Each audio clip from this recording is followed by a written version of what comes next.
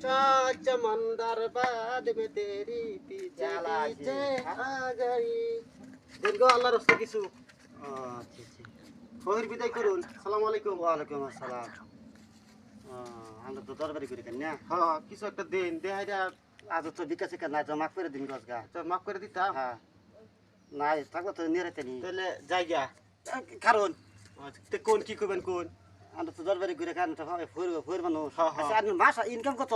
মাসে ইনকাম ধরুন না দিদিন নিচে থাকে আর কি যে মাস 35-40 হাজার থাকে 40,000 টাকা। হ্যাঁ হ্যাঁ আমি এর মানুষ একটা বেশি আমার নাতির একটা দিতাম।